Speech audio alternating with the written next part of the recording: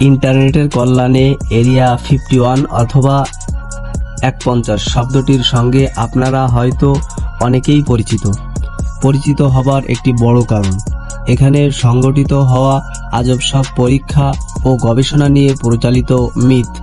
এটি একটি highly classified American বিমান বাহিনী বেস, যেটি দ্বিতীয় বিশ্বযুদ্ধের কিছুদিন পর প্রতিষ্ঠিত হয়। এটি আমেরিকার নেভাডার লিঙ্কন কান্ট্রিতে অবস্থিত। অবস্থানটা আমেরিকার জনপ্রিয় শহর লাস ভেগাস থেকে প্রায় 85 মাইল উত্তরে। মূলত নেভাডা মরুভূমির মধ্যে গ্রুম লেক নামের এক শুকনো লেকে গজিয়ে ওঠা এক ফ্যামিলিটি নিয়ে শুরু থেকেই মানুষের আগ্রহের কোনো কমতি ছিল না। ভিয়েতনাম যুদ্ধের পর আমেরিকার সরকারি গোয়েন্দা সংস্থা CIA এর বিভিন্ন ডকুমেন্টে একে এরিয়া 51 বা 51 বলে উল্লেখ করা হয়। এই আমেরিকান এয়ারফোর্স বেসটির আসল উদ্দেশ্য সম্পর্কে সাধারণ মানুষ এখনো তেমন কিছু জানে না। এমনকি এই অঞ্চলের উপর দিয়ে সরকারি অনুমতি ব্যতীত কোনো আকাশযানের চলাচলকে সম্পূর্ণভাবে অবৈধ ঘোষণা করা হয়েছে। অনেকেই ধারণা করেন খুব সম্ভবত এখানে পরীক্ষামূলক আকাশযান এবং প্রতিরক্ষা ব্যবস্থা নিয়ে গবেষণা করা হয়। এখানকার প্রতিরক্ষা ব্যবস্থা এতটাই সুরক্ষিত যে কনস্পিরেসি থিওরিস্টরা তো প্রায়ই বলেন এখানে বোধহয় UFO নিয়ে গবেষণা, এমনকি হয়তো তৈরিও করা হয়। কারণ জায়গাটির ভেতরে ঢোকবার চেষ্টা করতে গেলে শুরুতেই আপনার সামনে আসবে অসংখ্য কর্মকর্তা, বার্তা লেখা ব্যানার, ইলেকট্রিক সার্ভিলেন্সের বাধা। এগুলো যদি কোনো রকম আপনি উতরে যেতে পারেন, পরবর্তী ধাপে আপনাকে বাধা দেওয়ার জন্য অসংখ্য অস্ত্রধারী গার্ড কিন্তু ঠিকই প্রস্তুত রয়েছে। যদিও কখনোই একে গোপন বেস হিসেবে ঘোষণা করা হয়নি, তারপরও এখানে যত গবেষণা করা হয় সেগুলো টপ সিক্রেট এর অন্তর্গত। এরিয়া 51 বা 51 এমন একটি জায়গায় অবস্থিত যার পাশে রয়েছে আরেকটি সংরক্ষিত এলাকা, নেভাডা স্টেট সাইট। 1950 সাল থেকে 1990 সালের ভেতরে এখানে অনেকগুলো আমেরিকান পারমাণবিক অস্ত্রের সফল পরীক্ষা চালানো হয়েছিল। আমেরিকাতে প্রথমবারের মতো ফ্রিডম অফ ইনফরমেশন অ্যাক্ট পাশ হবার পর 25 জুন 2013 CIA প্রথমবারের মতো জনসম্মুখে এই বেসটির ইতিহাস এবং গঠনের ব্যাপারে অনেকগুলো ডিক্লাসিফাইড ডকুমেন্ট প্রকাশ করেন। প্রাথমিক পর্যায়ে 1950 সালে আমেরিকার এয়ারফোর্স জায়গাটি অধিগ্রহণ করে। তাদের প্রধান উদ্দেশ্য ছিল লকহেড U-2 এয়ারক্রাফট এবং SR-72 ব্ল্যাক বার্ডের উড্ডয়ন পরীক্ষা করা।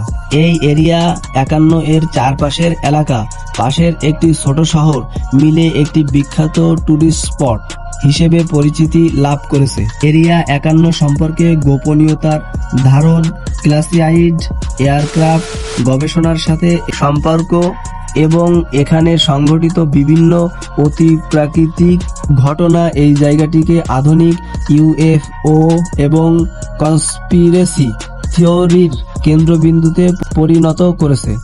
নিচে কিছু দাবি উল্লেখ করা হলো যেগুলো কনস্পিরেসি থিওরিস্টরা এই এলাকাটি সম্পর্কে করে থাকেন।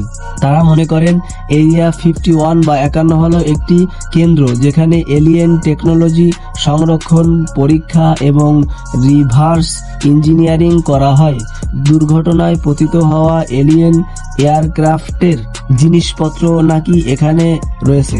তারা এখানে নাকি সেই দুর্ঘটনায় মরে যাওয়া ও বেঁচে থাকা গ্রে এলিয়েনের শরীরের উপরও গবেষণা করে।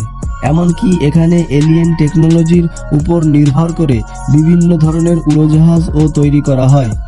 তারা এখানে বিভিন্ন ধরনের উন্নত অস্ত্র তৈরি করে, যেটি মূলত আমেরিকার স্ট্র্যাটেজিক ডিফেন্স ইনিশিয়েটিভ SDI এবং অন্যান্য অস্ত্র নির্মাণ কর্মসূচিতে ব্যবহৃত হয়। আবহাওয়াকে নিয়ন্ত্রণ করার জন্য এখানে বিভিন্ন গবেষণা হয়।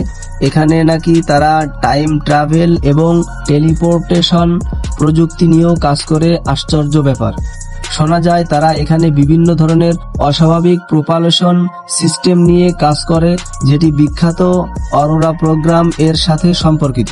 অনেক ধরনের তত্ত্ব প্রচলিত আছে এখানকার ভূগর্ভস্থ ব্যবস্থাপনার ব্যাপারে। এটি পাপোস লেকে অবস্থিত, যেখানে এলিয়েন টেকনোলজি নিয়ে গবেষণা করা হয়। আপনি যদি প্রচলিত স্যাটেলাইট ব্যবহার করে এলাকাটি খোঁজার চেষ্টা করেন, আপনি গ্রুম ড্রাই লেকের ল্যান্ডিং স্ট্রিপ গুলো সহজেই দেখতে পাবেন। কিন্তু মজার ব্যাপার হলো এই পাপোস লেকটিকে কিন্তু আপনি গুগল ম্যাপে দেখতে পাবেন না। এই বেসটি 50 এর দশকে প্রতিষ্ঠিত হওয়ার পর থেকেই অস্বাভাবিকভাবে এই অঞ্চলে ইউএফও এর আনাগোনা বেড়ে যায়। এটা সাধারণত সন্ধ্যার দিকেই বেশি দেখা দেয়, যখন বিভিন্ন এয়ারলাইনের পাইলটরা পশ্চিমের দিকে যেতেন। ইউএফও এগুলো U-2 বিমানের রূপালী ডানার অস্তিমিত সূর্যের আগুনে রং ধারণ করত।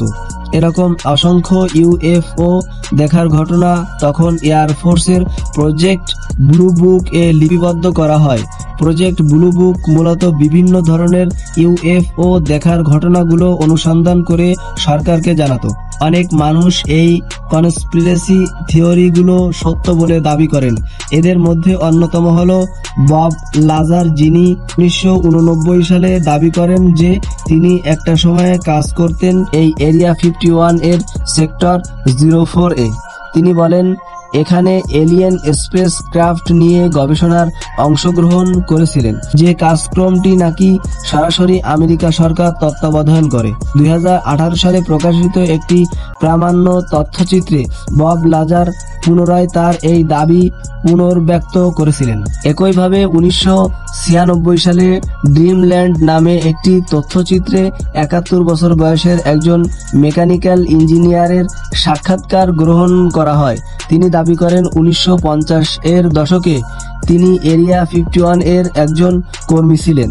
তার দাবি অনুযায়ী তিনি একটি ফ্লাইং ডিস্ক সিমুলেটর এর তৈরিতে ছিলেন, যেটি মূলত একটি দুর্ঘটনায় পতিত হওয়া ইউএফও এর অংশ থেকে পুনরায় তৈরি করা হয়েছিল। বিভিন্ন বই, উপন্যাস, চলচ্চিত্র, টিভি অনুষ্ঠানে এরিয়া 51-কে ব্যবহার করা হয়েছে বহির্জাগতিক প্রাণ, টাইম ট্রাভেল, ইউএফএ এর আড্ডা হিসেবে। 1996 সালে বিখ্যাত চলচ্চিত্র ইন্ডিপেন্ডেন্স রিসার্জেন্স এ এই জায়গার কথা এসেছে। তো গাইস, এতক্ষণ আপনারা আমেরিকার যে একটা সিক্রেট বা একটা যে নিরাপত্তা বেষ্টিত জায়গা এরিয়া 51 বা এরিয়া 51, এই বিষয়গুলো নিয়ে আপনারা বেশ কিছু তথ্য জানতে পেরেছেন এবং এই ভিডিওর মাধ্যমে অনেক কিছু দেখেছেন। তো দেখে আপনাদের কাছে কেমন লেগেছে অবশ্যই কমেন্টসে জানাবেন, এবং ভিডিওটি ভালো লাগলে অবশ্যই ভিডিওটিতে একটি লাইক দেবেন।